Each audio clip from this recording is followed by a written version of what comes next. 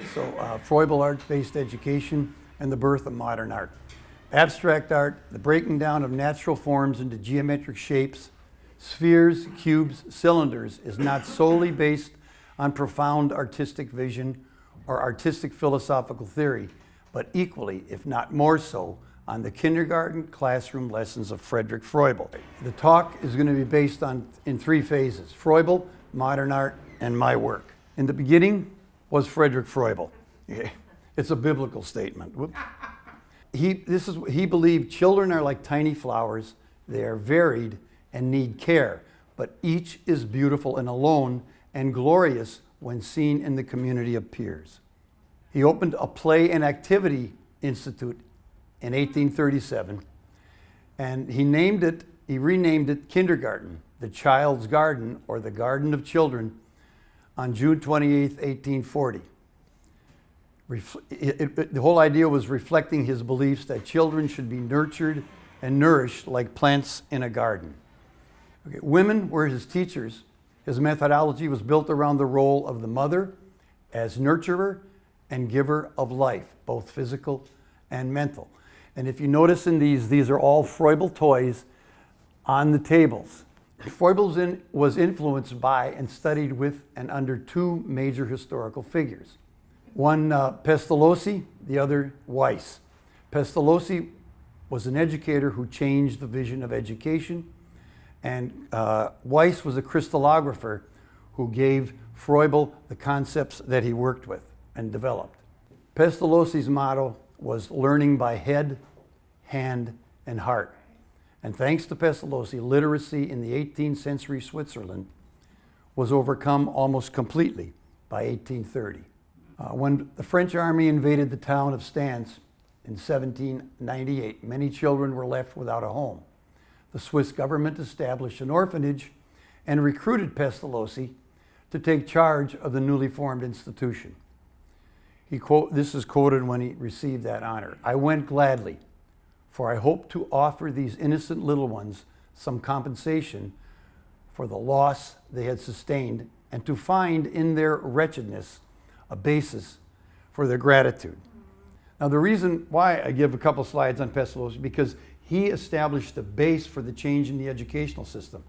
It's always been, and even up until in America a lot, the ruler slapping on the hands, the strict discipline, but Pestalozzi was 100% against that. And that's what Froebel picked up, the love of the child, not the physical discipline. So on his tombstone, it says, "Savior of the poor, preacher to the people, father of the orphan, founder of the new primary education, educator of humanity. He was an individual, a Christian, and a citizen. He did everything for others and nothing for himself." In 1803, a book was published, ABC der Anschwung, the ABC of Sense, Impressions, or Perceptions. And this book influenced greatly what was to become the rest of the educational system and artist system up until now. He developed a graph system, and this will all come into play as you see the other stuff. Samuel Weiss is credited with developing a new concept of crystal symmetry. That set the science of crystallography on an entirely different course, the one that we follow today. This main development occurred between 1811 and 1815, and Froebel spent time and worked with him and studied with him through those years and helped him develop the system. So this is an example in a book of the period, the study of crystals. So you can see very simply where these ideas of the blocks will come from. They're right there, okay? And you will see here what happens when you take the linear expression of those, connect points to lines, and start developing shapes. These are the tools that were used to measure the crystals, and these are the techniques, the physical form, and then the linear construction forms. These are the 20 gifts, okay?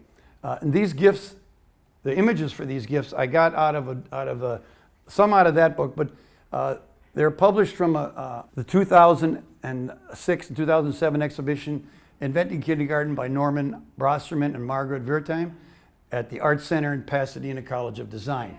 Some of you maybe know her. She has the Figuring Institute.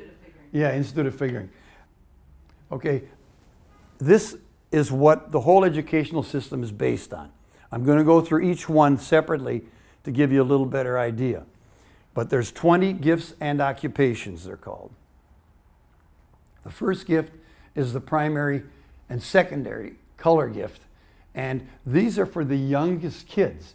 So they're little, here they are. They're little woolen balls, okay? They're in primary and secondary colors.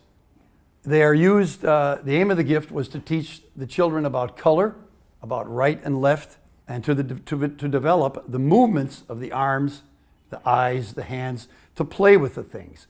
They could be thrown back and forth, they could be spun on your finger, okay? So little kids, you got to see 3 to 5 year olds, 6 years old playing with these. That's the whole concept. They were developed for the child. The primary forms, the square, the sphere, the cylinder, or as every cubist and Paul Cézanne and everybody who used that terminology to develop their philosophy said the cone, the sphere, and the cube. They did not develop this philosophy. So this is for the kids. You take this cube form, you tighten it up, and then you run your finger down it, and it spins into a cylinder. So the child sees the development of the different shapes by the movement in the toys. Now, beginning with the third gift, these gifts were used to create forms. 3 different areas of learning. One, forms of life, knowledge, and beauty. I'll go into explaining those as we get to it a little bit further down. Okay, but okay. Forms of life, representations of objects that actually exist and come under common observation. Forms of knowledge, those of science, mathematics, especially geometry. Objects that afford instruction relative to number, order, and proportion. Forms of beauty, figures representing only ideal forms, constructed as to present perfect models of symmetry and order in the arrangements of the parts. The other thing, beginning with gift 3, the use of the grid becomes very apparent. Pestalozzi's grid structure. So these are forms of life. Here's a city gate, a triumphal arch, a ruin. They get much more complicated when you get into many more blocks. So forms of life, forms of knowledge, forms of beauty. So you'll see the development of these ideas. The third gift only has 8 cubes. So sequentially, each set or gift is developed. The use of the grid as seen on this Froebel kindergarten table. Now you notice every kindergarten table, when you look in the images of the kindergarten, all had the grid on them, 1-inch square grids. They were used to draw over, used to build the structures on. Okay, and this is a table that I acquired. It's about 1880. Milton Bradley made a lot of this stuff, and then some of it was made by Steiger. These are some of the different shape blocks that are in all of the sets, but I just wanted you to see how they all fit into the 1-inch square concept. And then they're divided into different shapes, and you'll see how that works out. Gift 4 is 8 oblong blocks. Once again, gifts of life, gifts of beauty, gifts of knowledge. So these all deal with, each one of these books, the old books, has a chapter on explaining how to teach every one of these things. Okay, this is the 5th gift. 21 whole cubes, 6 half cubes, 12 quarter cubes. So now the complexity of being able to build forms is more involved. Okay, and the 6th gift, 18 whole cubes, 3 lengthwise and 6 breadthwise oblong blocks. Parquetry. Now we drop the block system and we get into all of the other forms. Parquetry, these are the series of paper forms. Also were developed little wooden blocks. These were used to just make aesthetic arrangements. You could also do functional objects out of it and objects of knowledge and objects of life, but mostly for objects of beauty. Gift 8, sticks and wands. They come up with different titles as the years progress, so depending upon when you're doing the research, if you read Froebel's original ones, or if you read some of the Milton Bradley and the Steiger book publications, they all have a little bit of different title on there. And this set is just for laying together. So the whole concept is that the points touch in one place or more. This is the key Bauhaus introduction here. Vertical lines, horizontal lines, diagonal lines. Rings. Once again, they're half and whole rings, and they're just used in different fashions to create all of the three of the forms: life, knowledge, and beauty. Drawing. Now, drawing had several different approaches.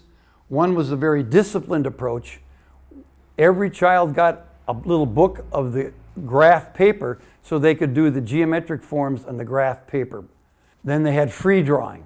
These are some examples I got. Just, kids drawing. Okay, this is what it is.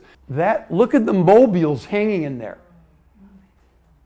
Alexander Calder wasn't born yet. Okay, but the teachers were making those hanging mobiles in the classes in the 1800s. Pin pricking. These are so beautiful. I have some originals in the book, and these are from my collection. But they're so phenomenally subtle and beautiful. And all is done is the needle is pricked through the paper, okay, from a pattern that's been created. So you can see the patterns on the back, okay, and then it pricked through, and then when it's turned over, you don't see the patterns anymore. But actually, I like the backs better on some of these. Yeah. That one has little flowers in it and stuff, Okay, sewing. This is, once again, it's relatively obvious. That's a kit, one of the Milton Bradley kits, and these are the uses of it. This is me sewing. Okay, so the sewing is very simple. You have the pin pricked through the hole from a drawing on the front of the example. And then from the back side, you just enter the needle through the hole, pull it through, and you stitch around and get the whole pattern and the whole form in whatever colors you choose. Paper cutting, using scissors, applying shapes, doing very structured forms of life shapes, and then doing forms of beauty, and then forms of knowledge. Okay, the student would be asked with this, how many colors of green are there? How many dark green squares are there? How many light green squares? How many circles? So they're introducing them into numbers and shapes and how to count and see and recognize things. The use of their eyes in education. These are the most beautiful. You can take a look at this book here. They're phenomenal. When I first saw these, I just couldn't believe what was being produced. You bought the paper and the slits separately, okay? So they were already cut in different widths. So there were 1/8 inch, 1/4 inch, and 1/2 inch. So you can see a little bit of the differentiation in these examples. And here you can see the slits in the paper and how they're selectively woven through. Okay. This is the book this is the catalog form that you get when you order the kit. So they tell you how to use it, show you how to use it, and they give you examples, beginning examples of what to do with it. These are pretty complex stuff when you start thinking about it. But it's simple to do because the kids can just take the paper and slip it through the holes. Interlacing sticks. This system was developed so that they would be self-supporting, so you could make this grid system and you could pick it up.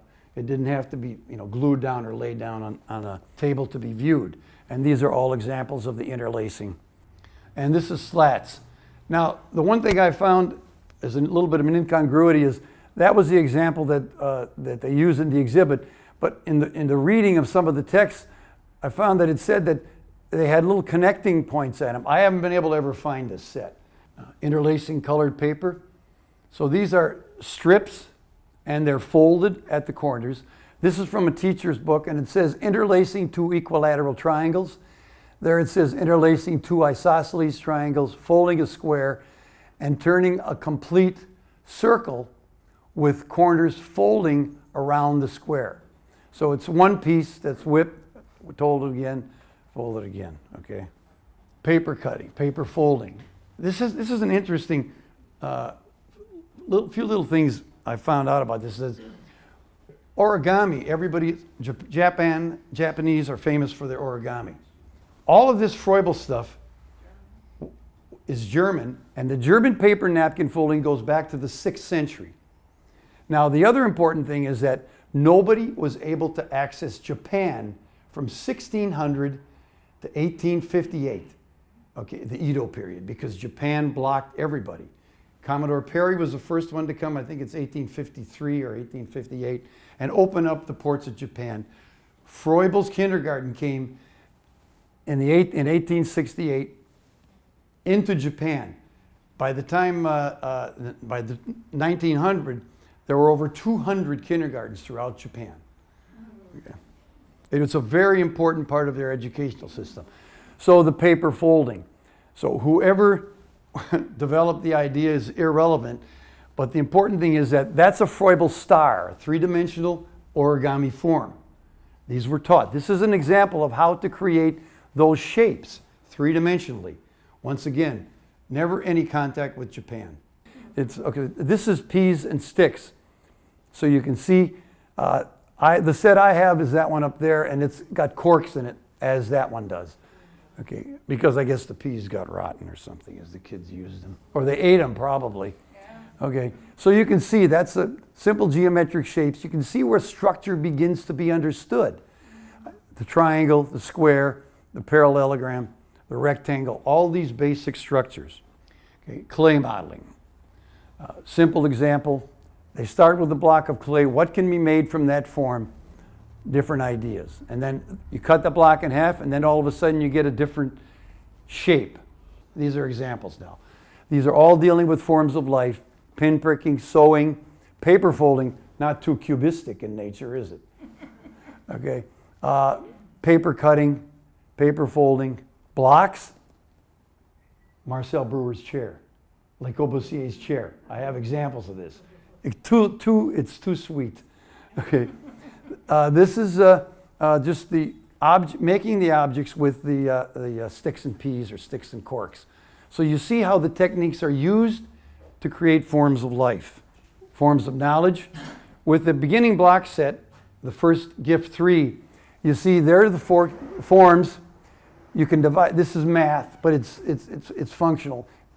Teaching fractions. Take the whole, divide it in half, divide it in quarters, divide it in eighths. So math at a very beginning elementary level. If somebody would have done this for me, I would have understood it much easier. It's humbling. Did any of you make snowflake? Well, no, you don't make snowflakes out here. That's right. Where you folded the paper and then you cut all those things out. That's this. That's paper cutting. You know, and we were all taught this as kids. So now you see the 20 gifts and occupations. Now, the spreading of kindergarten, Europe obviously wasn't the way it is now. Okay, so all of these little countries, Prussia, Austria was big, okay? And Italy was divided into all these little subdivisions, so to speak. And this book defines and went through doing research on counting all of for the past 160 years on how many kindergartens and what each of the countries has done to develop kindergarten. And so it's an amazing source. It deals minimally with Froebel, but it was mostly to document the development of kindergarten and how it developed. So here, Holland at 191. Okay, and Holland is important because it's where De Stijl and the neoplastic movement comes from, and Mondrian, and you'll see that in a minute. And these are all German cities, which is where the Bauhaus was developed. Okay. And then in Japan, had 254 by 1909. Okay. Horses were on the street. Okay, this is look at what the world was at those times and try to compare it with what you're seeing. Okay, kindergarten in the USA. I just got a couple slides here. The very first one was Miss Frankenberg, and she came from Germany to Ohio in 1837, and she tried for 4 years to develop the system, but she failed, and then she went back to Europe. Goldie and I were in Greenville, Ohio, at the Annie Oakley Art Museum, and they had a booth with a kindergarten elementary school classroom in it. And it's behind glass, and we're walking by, and I said, Goldie, there's Froebel's book on the table. There it is.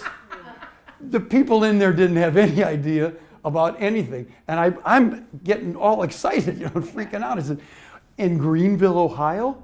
Please. Okay, it's like, this was one of those eureka moments that I get goose pimples on just thinking about it. This is the first kindergarten that was really established in the United States. It was a private one in Watertown, Wisconsin.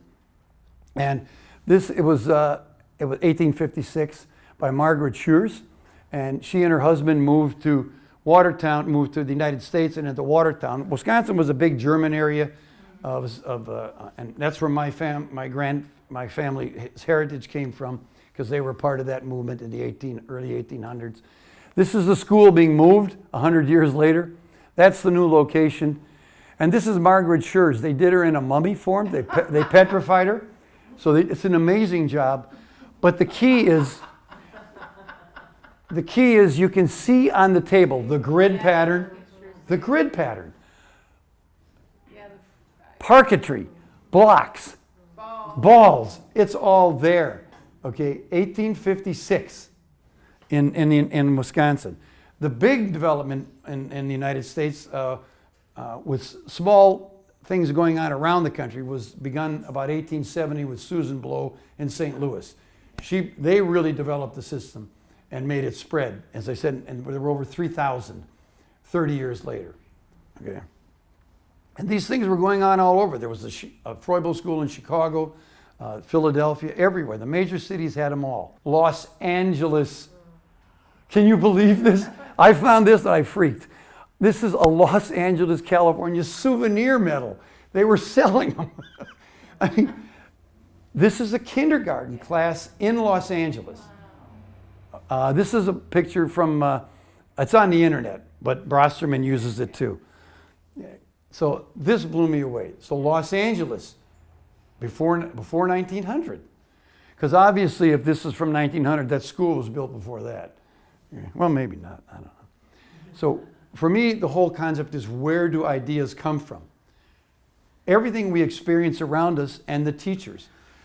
The reason this is important is because van der Loo, one of the major critics for the MoMA, the Museum of Modern Art, okay, when Froebel put this book together in 1996 and published it, I didn't have time, I'm not going to get into all that, but he said it's not possible that kindergarten could influence contemporary art.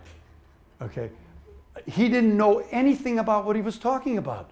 It's a perfect example of total ignorance. Okay? And subsequently, the MoMA has acquired kindergarten objects. Okay, and actually Bosterman donated some to MoMA. Okay, so the views are changing, and people are going to be eating a lot of words, and I'm just sitting here laughing at it all, because I love to educate people. That's what life is about. Share what you've acquired and help people know. So what they've experienced around them and the teachers. This is unique too. Winslow Homer painted this in 1877 in a classroom.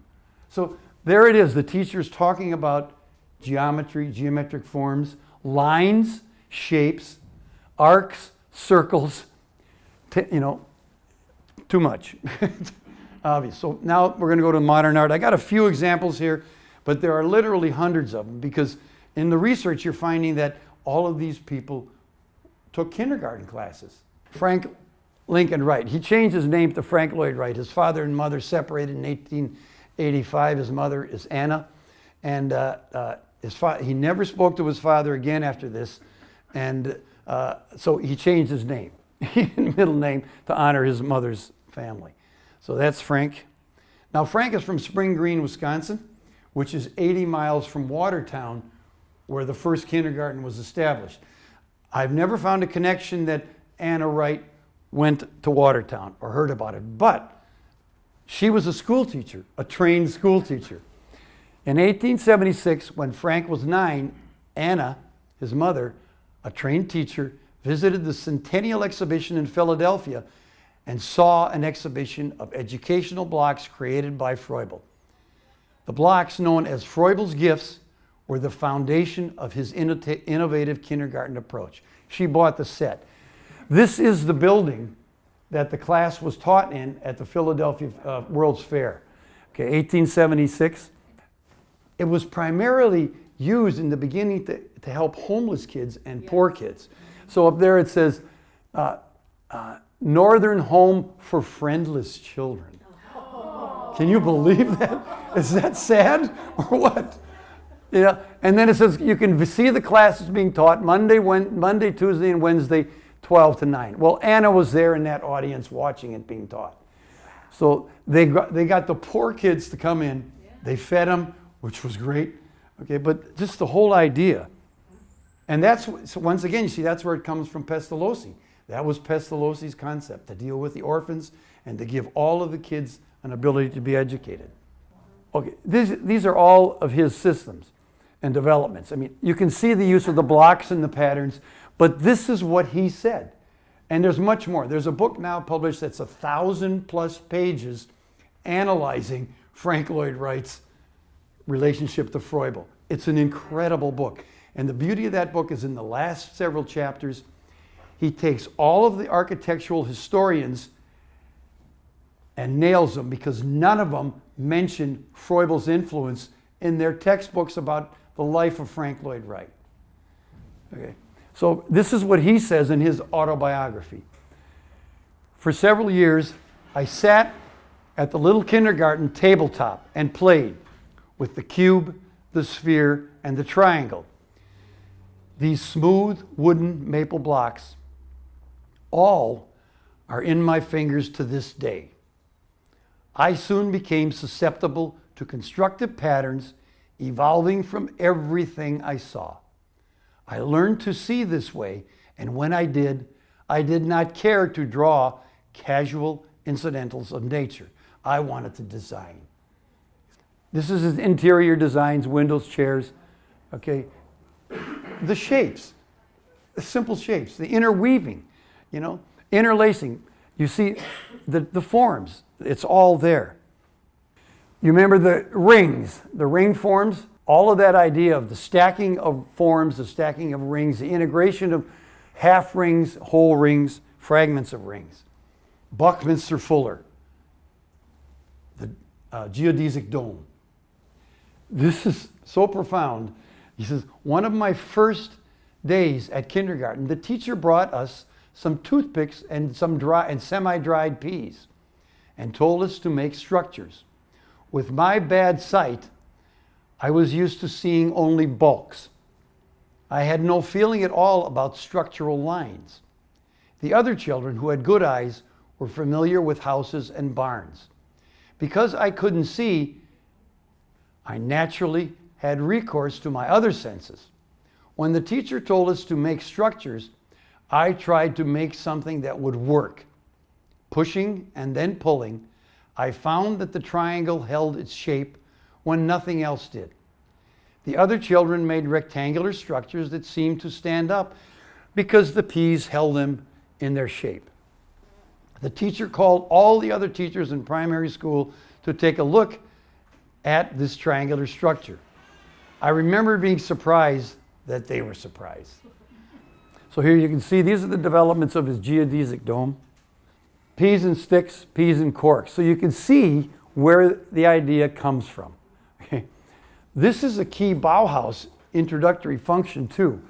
The point and how the point moves through the lines and how the lines becomes a form. It's the Itten's introductory course. Europe and the Bauhaus. Now, one of the key issues of the Bauhaus was to establish a visual vocabulary to replace, in a sense, as best they could, a verbal vocabulary. So the Bauhaus legacy is an attempt to develop a code of abstract forms, a language of vision, analogous to verbal language, a visual form seen as a universal and trans-historical script, speaking directly to the mechanics of the eye and the brain. I quoted these from some of the texts. For Froebel, Klee, Kandinsky, and Itten, the early teachers at the Bauhaus, three elementary forms and primary colors served as a beginning script when the prehistory of the visible could be analyzed, theorized, and represented. Primary forms, primary colors. Froebel. Primary forms, primary colors. Walter Gropius was the director from 1919 to 1928. He chose the Faculty of Artists and set the curriculum to develop the philosophical base. This is Walter. One of his structures, stacked blocks. This is something I found when I read catalog raisonnés of the Bauhaus. I have them, big thick books. Okay, none of this is in there. Okay, nobody mentions Froebel or kindergarten. This is here. Historians deny or do not mention Froebel as an influence to the Bauhaus, but okay, Walter Gropius and Adolf Meyer designed the Friedrich Froebel House in 1924 as a kindergarten, youth home, and educational teaching building designed in the Bauhaus style, which was Froebel's style. The project was never built because of lack of funding. Now, these are a few examples of some of Walter Gropius's other pieces. Simple blocks, these are the oblong blocks, the fourth gift. This simple structure, and you see the structures of the Bauhaus. Walter Gropius doesn't deny this, just historians deny it. Okay, when you read his writings, it's interesting. I've never understood that. So this is a theater designed, the rings concept. So just take that section up there for one of the rings. Take any of these, and you can see how the idea was developed. Circles, circles, half, quarter-inch shapes. That's a theater, on kind of a amphitheater type structure. This is a brick wall design at Harvard University. It's there, it's a wall, a brick design. Okay, these are designs, you've seen the paper weaving things, and you can see them here, and you saw the text of how to do it for the teachers. Okay, two designs from the 1800s. Johannes Sitten is extremely important also because he taught all of the introductory classes for the first 3 to 4 years at the Bauhaus. From 1904 to 1908, he trained as an elementary school teacher. Beginning in 1908, he taught using methods developed by the creator of the kindergarten concept, Friedrich Froebel, and was exposed to the ideas of psychoanalysis. That's what got him fired from the Bauhaus, because he was a real kind of a meditative, got off in transcendental concepts. Gropius couldn't handle it. So you can see where his color wheel was developed using that idea. These are his things: blocks, drawings of blocks, paper weaving, parquetry. And these are examples. The students, parquetry, paper weaving, and parquetry here. Now, Le Corbusier, he changed his name to Le Corbusier in 1920. He was born Charles Edouard Généré. Important thing here, this is one of his most famous structures. I mean, if you've seen a book of architecture, it's in there. But look at the exterior wall and then the interior wall. The whole idea of the arrangement and manipulation of squares and geometric shapes. He also did kindergarten, and it's documented. Okay, so those little facts that have been forgotten are important. I saw the slide of this building and I thought, wow, isn't that an incongruous idea? I mean, when you think that this was done, when it was done, this is the 40s. But somehow for me, immediately, it didn't kind of relate. But obviously you see where the idea came from, okay? Paper weaving, and he did this. Simple blocks, the chairs. The chair, his drawings for the chairs, 5 rectangular shapes. Put the 5 shapes together, you have a chair. Okay. And this is the architectural grid patterns. This is an example from the Dutch book. And the important thing is to see these grids and the arrangements. Now, these were done only with the 4th gift, so they're limited. But this is Le Corbusier's concept for city planning in 1954. But that's a model he built in 1924. Joseph Albers. Rings, okay, paper cutting rings, paper folding for projects. When I was in the 7th grade with Mrs. Lynch, we did projects like this. If you recognize this, if you draw a couple shapes and then you take and alternate the colors in the shapes, you get the pattern. So, okay, now he worked from 1908 to 1913 as a school teacher in his hometown. He also trained as an art teacher in Berlin, to work under Itten, to study under Itten with the preliminary course. But then when Itten got a little bit extravagant in his philosophical approach, making the students do things that Gropius disliked and the other faculty disliked, they let him go, and then Albers took over his class, having learned all of his methodology from Itten. And this is diagonals, directing your kindergarten students, hold your hand at an angle. That's a diagonal. This is vertical, this is horizontal. Okay? Kids do this. And I mean, if you've taught, you do this kind of stuff. He's most famous for his homage to a square. Okay, and that whole series of stuff. And he did hundreds and hundreds and hundreds of permutations of these ideas. Okay, this is one of the gems. Okay, Piet Mondrian. Okay, now Mondrian, his father was appointed a head teacher at the local primary school, and after a strictly Protestant upbringing, in 1892, Mondrian entered the Academy of Fine Art in Amsterdam, and he was already qualified as an elementary school teacher, and he taught with his father. So you can see, this is what he ended up with. This is great now. This is from Brosserman's book. This is an 1890 unknown kindergartner's weaving. This, yes, that's what I said can you believe this? This is Mondrian's New York City. If you look up, he literally did hundreds of these variations. Okay, this next slide is just too precious. I hunted some things down that are great. This is him with paper squares, gluing them onto the canvas to create one of his forms. You can see the paper squares. Yeah. Tape and colored paper strips. You can see them coming off of the canvases. Now, de Stijl was a big movement in Holland at the time, but these people also worked in collaboration with the Bauhaus. But for me, one of the main things was, for their logo, they used blocks up in the corner.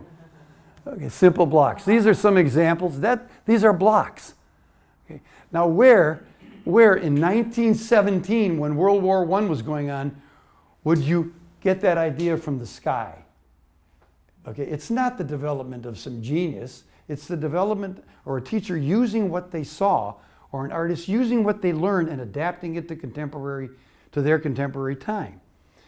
Because it's most important that everybody comprehends. Think what the world was like. Horses were going around New York. They had a problem with excess manure on the streets. Not modern art. That's Bert van der Lux. He was one of the members of it. This is an 1890 unknown kindergarten paper folding. Okay. And the other thing, now once again, go back to 1917 and 1920. Where would those ideas for chairs and furniture come from? Think of what was going on. Art Deco was big. Jugendstil or Art Nouveau was ending. All of these transitional art forms were overlapping. Okay, but historically, I could never figure that out when I taught art history. Education today. So these are just some of the people, and I'm going to give you some examples. If anybody wants to help or to be involved in any of this, they're trying to develop the whole educational system for the country. And they're working on a 6-part video series. They're raising money for it. And Norman and Scott are the primary motivators. And just go Froebel USA, and everything will come up and you can see the videos. They're amazing. Okay. And these guys are so serious. They've been doing it for a long time. This is the contemporary artist Robert Dorgan's presentation to an architectural competition using the blocks. This is, does it say the year in there? It was about 2010, I think. And this is from the Miami University Department of Architecture and Interior.